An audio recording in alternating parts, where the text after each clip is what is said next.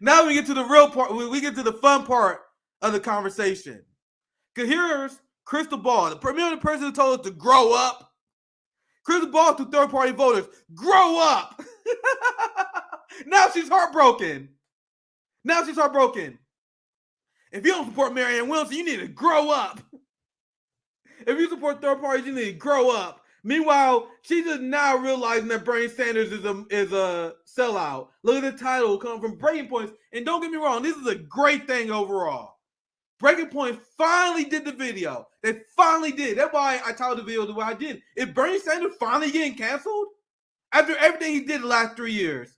RBN, Jimmy Dore, and a few others, we're the only ones that is brave enough to call this motherfucker out because we know how big his following was. And trust me, a lot of people don't like RBN because we decided to go after these people, right? But now, after 3 years, after voting to fund Nazis in Ukraine, after supporting Democrats strike breaking, after being soft on Joe Biden, now Bernie betrays his movement. After not supporting worker strike back, after not supporting the March for Medicare for All, after not supporting the Julian Assange protest, after not supporting the Rage Against the War Machine and other anti-war rallies, after completely not abandoning the outside game and refusing to support any outside options outside the Democratic Party approved ones, despite the fact that he openly want nothing to do with us, now, according to Krystal Ball, Bernie betrays the movement. It took him this long. It wasn't until Bernie Sanders refused to endorse her good friend. It took Bernie Sanders refusing to endorse Krystal Ball's friend, Marianne Williamson, for her to see what Bernie Sanders really was. So you guys don't see this amazing video. This video is amazing to me. Because these are people who are extremely late to what we've been saying, but I'm glad they got here. I just wish these people will apologize to people like us who've been right from day one about Bernie. So let's listen to Krystal Ball and her cope over something that we told you guys will happen a long time ago. A long time ago. We told you guys months ago that Bernie Sanders is not going to support Marianne Williamson, but meanwhile, Krystal Ball on her channel essentially was like, yeah, new Bernie Sanders movement, Marianne Williamson, there's a chance. No, there wasn't. And Krystal is now realizing that. Let's listen to this video. Krystal, what do you take a look at? This week, the current president launched one of the least inspiring Democratic campaigns of all time. He released a carefully crafted video which promised literally nothing in the way of an affirmative agenda with the tagline, "Finish the job."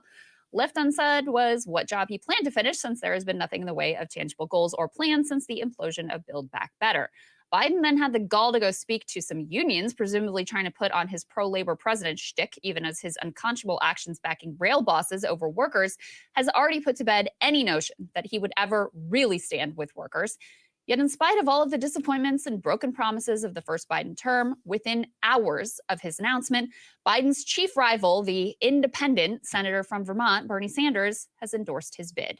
It's a final betrayal of the movement that Bernie himself created. The final betrayal. So, once again, this wasn't the final betrayal to me. The final betrayal was at least him voting to fund Nazis in Ukraine. I was kind of done with Bernie before that, but that was like the final nail in the coffin where I didn't want to hear shit. Okay, this wasn't the end game thing for me, but this was the straw that broke the camel's back, and it's because of electoralism, not because of differences on foreign policy, the fact that he abandoned the outside game. This is it. He didn't endorse Marianne Williamson, thoroughly capitulating to Biden and the worldview that he represents. Depressingly, given Bernie's trajectory post-2020, this was not really surprising. Bernie told the AP, quote, "The last thing this country needs is a Donald Trump or some other right-wing demagogue who's going to try to undermine American democracy or take away a one's right to choose or not address the crisis of gun violence or racism, sexism, or homophobia. So I'm in to do what I can to make sure that the president is reelected." Bernie didn't even make a single demand, didn't force a single concession, at least not that we know of. No demand for debates or renewed commitment to a living wage, union legislation, anything. Bernie instantly bent the knee, and he did it in exchange for less than nothing. This is the Bernie Sanders left finally come to acknowledge what we've been saying for quite some time. And now people are shocked that Bernie endorsed Joe Biden without no concessions. What was the event that foreshadowed this strategy by the progressive left? Forced to vote. When you saw forced to vote, you saw AOC and the squad refuse to support Nancy Pelosi. Bernie was asked about it. He said it was bullshit, right? When they refused to force the vote and use any of their leverage regarding the House Speaker vote, many of us canceled them during that time. During that time is when many of us was done with the squad and Bernie Sanders, because it was that moment where we realized, oh shit, they would never, ever use their leverage to get progressive policies. And that was 3 years ago. We knew that 3 years ago. They're now catching up. It was always obvious. It was obvious when Bernie Sanders endorsed Joe Biden last time without any concessions at all.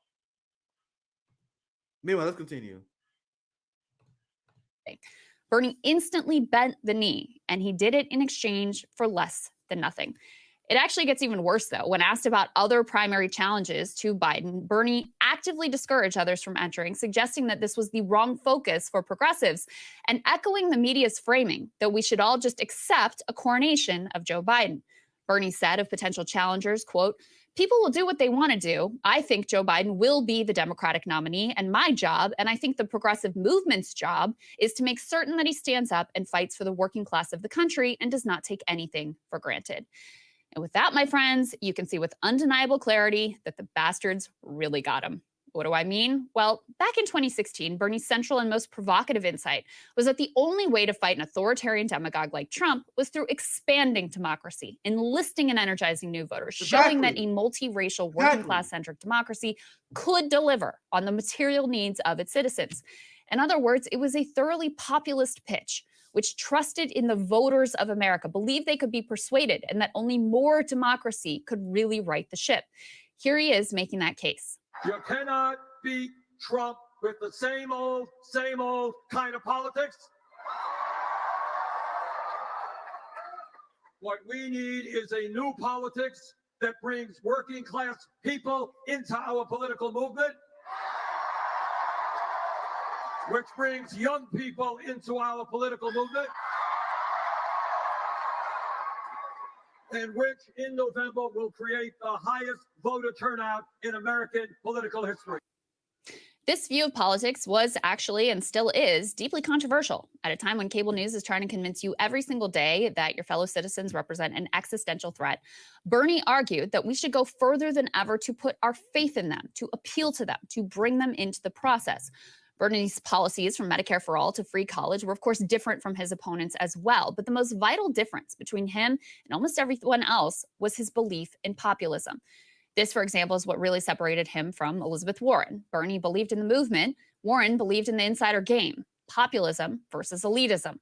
Now, apparently, Bernie never believed in the movement. And the Bernie Sanders campaign was extremely top-down,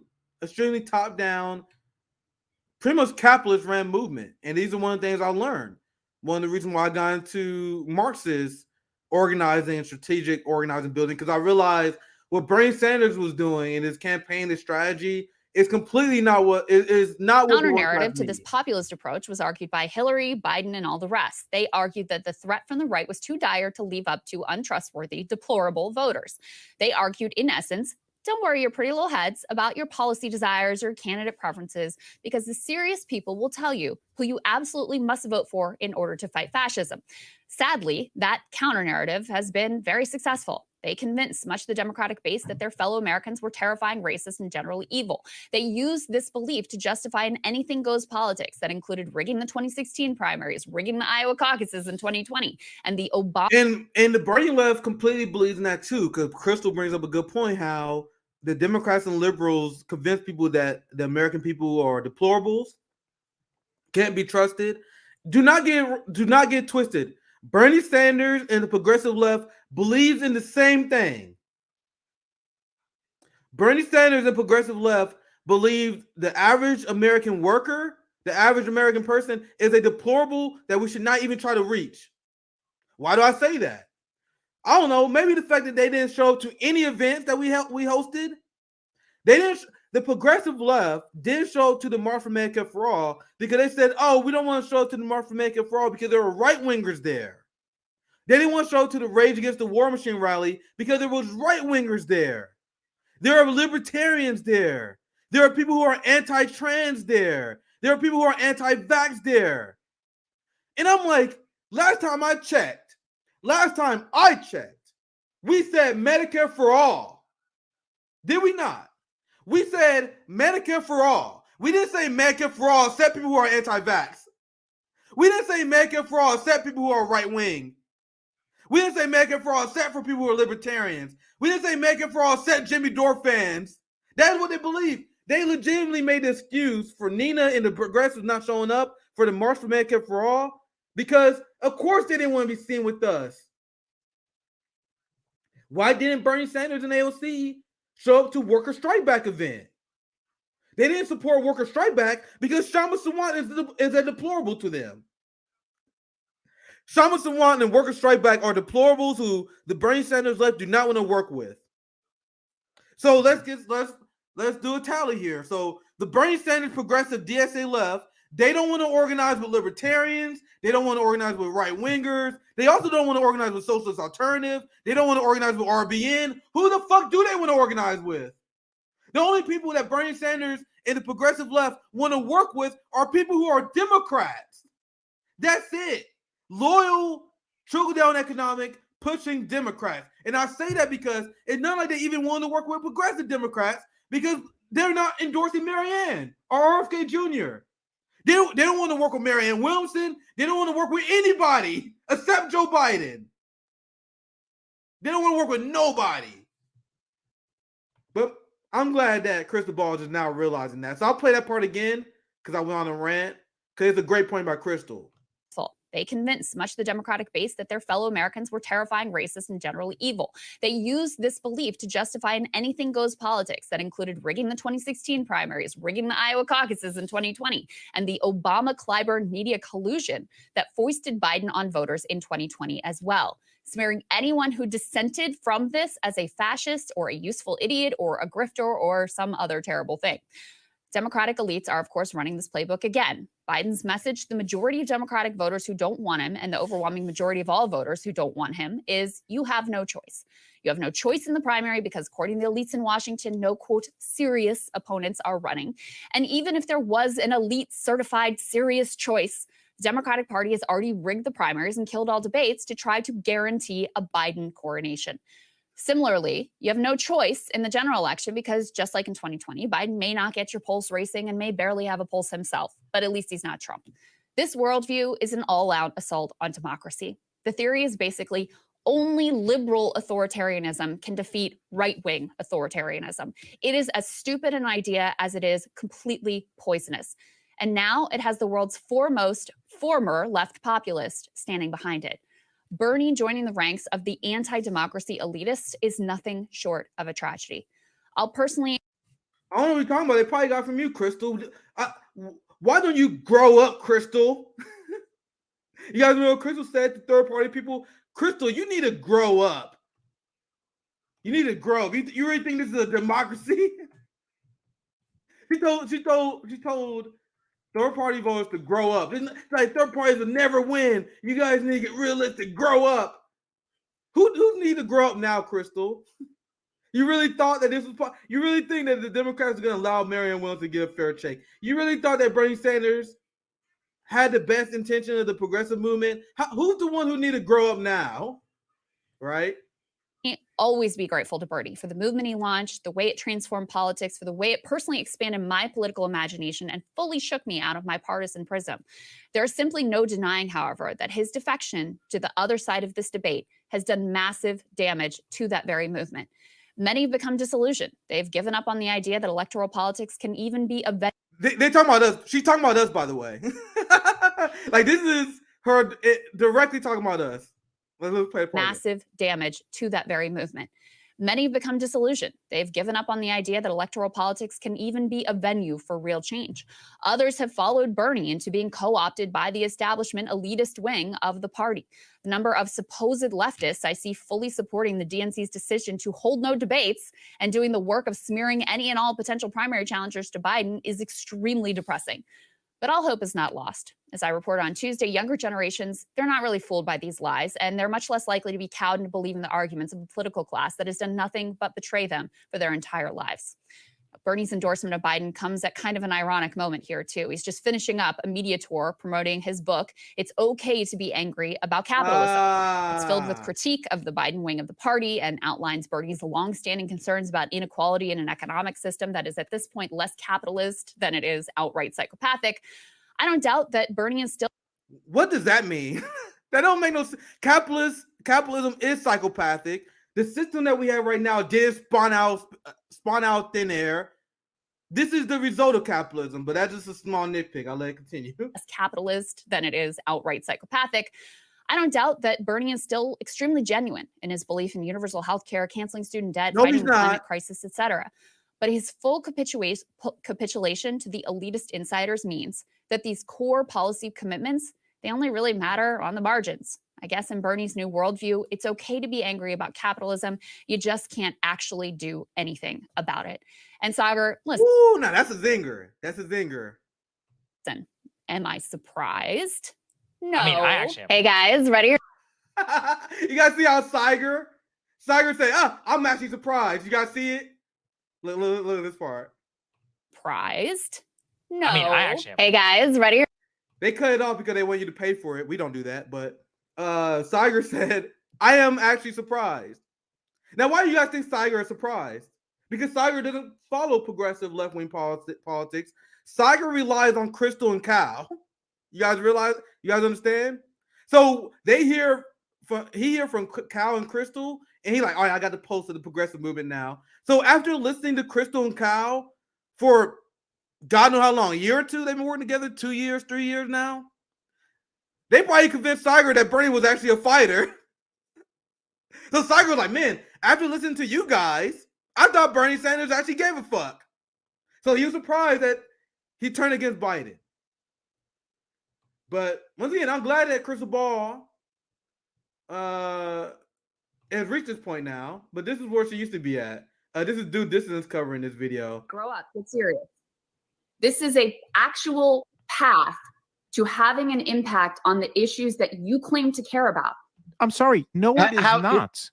This is a path towards something. You see, that's what she says.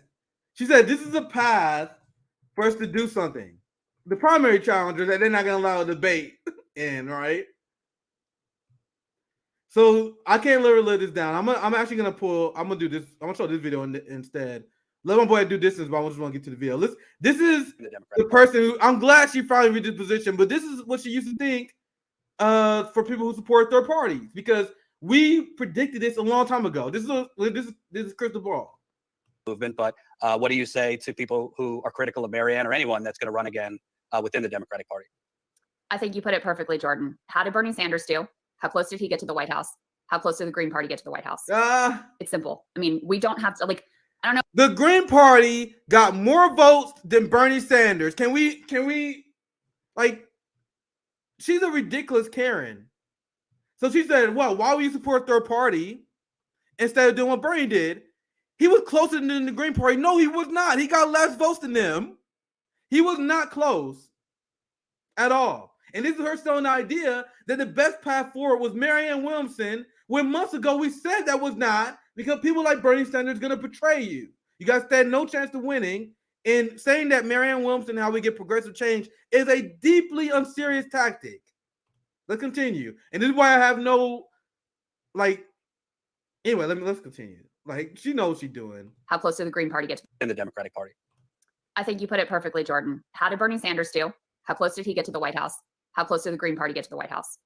It's simple. I mean, we don't have to, like, I don't know if people have noticed, there's a lot of crises going on in the world. There's a far-right movement basically trying to end democracy in our country. You know, working people are suffering every single day. We've got a climate crisis that's unfolding. I mean, continued insane instances of police brutality that just make you want to weep and scream and your stomach churn. and they want to like wait around for some theoretical revolution. I'm sorry, grow up, get serious. Grow up, get serious, because we are waiting for a theoretical revolution. Said the person who believed that we can solve all the problems that you just listed because with Marianne Williamson. She brought up income inequality. She brought up the police killing people. By the way, Joe Biden, Democratic Party, is funding the police more. It was Bernie Sanders who spoke out against the defund the police movement. The progressives are supporting every single thing you're saying here. And Krystal is still pretending that we live in a democracy. That's why she is shocked and bewildered now that there's no debates, that Bernie Sanders has endorsed Joe Biden. This is why I don't give her credit for that video, because, yeah, you cut out Bernie Sanders, but who's naive now, okay? Who's the naive one? Who's the one who needed to grow up now, Krystal? Now that you saw your hero, Bernie, betrayed you. Your Marianne Williamson campaign is dead in the water. That campaign was dead on arrival, the way RBN said it was. But she's saying that we need to grow up because we was acknowledging that. This is an actual path to having an impact on the issues that you claim to care about. This is an actual path. Supporting Marianne Williamson is an actual path, according to Krystal Ball. Now, if you've got another candidate, you got another strategy, please, I'm all ears. No, you're not. You're not all ears, because we've been 100% clear about what the left need to do. Engage in mutual aid, engage in direct action. Listen to what Marx actually said and have third-party candidates that is based on mutual aid and showing up to the people while holding capitalism accountable. You guys are not listening to what we are saying, because if you was, you would invite us on your show to explain why supporting Marianne Williamson is a waste of time and resources, and you're only doing it because your channel benefits from it. You're not all ears. She is a gaslighting scumbag like the rest of the progressive movement. On the issues that you claim to care about. Now, if you've got another candidate, you got another strategy, please, I'm all ears. But the reality of the American political system today is we have a first past the post voting system that makes it virtually impossible for third-party candidates to compete. Do I wish we had ranked choice voting? Yes, we should push for that. Do I wish that we had a different political? Of course I do. That's not reality. So we can either grow up and get serious about actually wanting to have power in order to impact the issues and the people that we want to have an impact on, or we can sit around and talk to each other and make videos, trashing people who agree with us on 95% of the issues and pretend like they're horrible people. We can do this like internecine circle jerks. Do we agree on 95% of the issues? Do we really? Because according to Krystal Ball and her take, I agree with Marianne Williamson 95% of the time, even though Marianne Williamson supports funding Nazis. I feel like if you support funding Nazis, if you support the war in Ukraine, that's a big 5%. That 5% you guys say we disagree on is doing a lot of fucking work. If you agree with supporting the capitalist, imperialist, police state supporting Democratic Party, that's a big 5% that you're claiming that we disagree on. That's a giant 5%.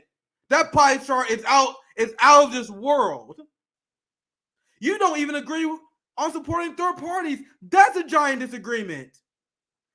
I would say when it comes to political calculation on how much we agree with each other, I would say policy is maybe 10%. We support Medicare for all. That's 10%. Strategy, the support of strategy need to be a much bigger part of that pie chart as these people are saying now. If you agree with me on strategy, if you agree with me on terms of mutual aid, third party, movement, community building, not supporting two-party duopoly, then I would say you agree with me on a very big part of the equation, right? But if you support the Democrats, if you support Bernie Sanders or the NATO left, that is, we do not have small disagreements, and this is why we constantly harp on this issue. They're trying to make big deals, big, giant policy-making disagreements. The progressive movement and people like Krystal Ball, they're here to gaslight you into thinking that, Bernie funding Nazis is not a big deal. Bernie and the progressive supporting breaking strikes is not a big deal. These are giant deals. The progressive movement supporting sending more money to the Capitol Police, that was when I was completely done. That was the deal breaker for me. The January 6th nonstop fear mongering, that alone is a deal breaker, let alone everything individually. But man, this clip is hard to get through. Let's finish it. I got a few more burning people to almost show you guys. We almost done. Trashing people who agree with us on 95% of the issues and pretend like they're horrible people. We can do this like internecine circle jerk forever, or we can actually get serious and have a plan and try to do something. And the thing is, I'm sorry I keep interrupting this, but if like Krystal, Jordan, and others gaslight into thinking that we are closer allies than we appear. RBN and Jimmy, we are so mean. Why do we trash people we agree with most of the time? If we agree so much, Krystal, why don't you invite RBN on? Krystal has followed me for 2 years now. Krystal knows who I am. She follows me on Twitter. So I don't care. To be 100% clear, I do not care about being on Breaking Points. I don't care about being on TYT Majority Report. I am just making a point, right? If we agree so much as you claim we do, why don't you ever have us on? Why aren't we ever part of the conversation?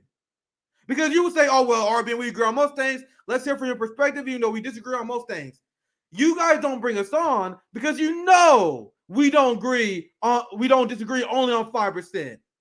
You know, if you bring us on, we will expose the 90% that we don't agree with you on. We will expose the fact that we are not only 5% different. You are afraid, and many of the boutique left, they are afraid of having RBN on because it will show the difference between fake left millionaires like Krystal and Kyle and what it means to be a real working class black leftist in this country. We could not be further apart politically. And if you don't believe me, invite me on and I will prove it. And that goes for anyone. I thought I was the only one that calls it a circle jerk. I stole that from you. Sorry, Jordan. And Jordan, after hearing Marianne Williamson's Marianne Williamson, pretty much same thing. Krystal Ball, after hearing Krystal Ball, Karen-like meltdown over third parties, he's like, that's a good one. I'll call him that too. No pushback at all. Jordan heard what Marianne Williamson said. He's like, you killed it, Queen. Punch down, Queen. How dare those people support third party, Queen? Just like David Sirota, Jordan doesn't understand how much not doing a follow-up question exposes him. Like, they will ask an initial hard question, but then with no follow-up, no pushback afterwards, that exposes that you agree with them. That exposes that you're only asking that question as like following them, you're going through the motions because you don't want people to say that you did a softball interview. But the fact that you don't follow up after that is a softball. If you don't have any follow-up to your questions, the question is meaningless. That's why I wouldn't allow Marianne Williamson to get away with the bullshit she was saying about the two-state solution. If you ask Marianne Williamson a quote-unquote hard question about the two-state solution, but you allow her to filibuster and bullshit people, you didn't really ask her a tough question. If you don't ask a follow-up question, you didn't ask her a tough question. That's the same thing with David Sirota in his interview with AOC. David Sirota probably confused on why he's getting shit on after that horrific Access interview because he asked her an initial hard question, but then he allows AOC to bullshit that question without any follow-up. Not having a follow-up makes it so you're doing a softball interview. Look how Jordan just laughs after this Karen-like meltdown by Krystal. I stole that from you. Sorry, Jordan. Just the hamster wheel of bullshit on the left. That's it. And I've like been nice about it for a long time, but at some point I'm like, look, let's grow up and be real about the political system that we operate in and not have some like, imaginary theoretical revolution that's going to happen at some point in the distant future. We don't have time for that shit. Like, stop tearing down people. We don't have time for movement building, but we have time to waste another $100 million on a primary challenge that is going nowhere. Do you guys see how that makes no fucking sense? And why RBN had this thing for these people? They have a much larger audience than us, 10 to 100 times larger platform than we do, and they go out there and just gaslight and bullshit people. They are misleading. They are leading the left off a cliff. So according to these people, it's a better use of your time, labor, and resources supporting a primary challenge against a president that never worked, ever. Never worked. They won't allow you to debate. Bernie not supporting her, but it's more worth our time to support that versus a third party. So I have to show you guys this because even though Krystal Ball rips Bernie Sanders here, we try to warn her. And maybe she should have grown up. If she'd grown up, maybe she wouldn't know that Bernie was going to betray her. She told us to grow up while she was being aggressively wrong. You guys realize this Breaking Points radar by Krystal is done because she was proven wrong. She thought there was going to be another Bernie Sanders movement. We said that's not going to happen. They call us nihilists who need to grow up. Then Bernie refused to endorse Marianne Williamson. Marianne Williamson campaign is dead in the water. RFK literally tripled her support. And now she's melted down and mad at Bernie because her naivete thinking was exposed.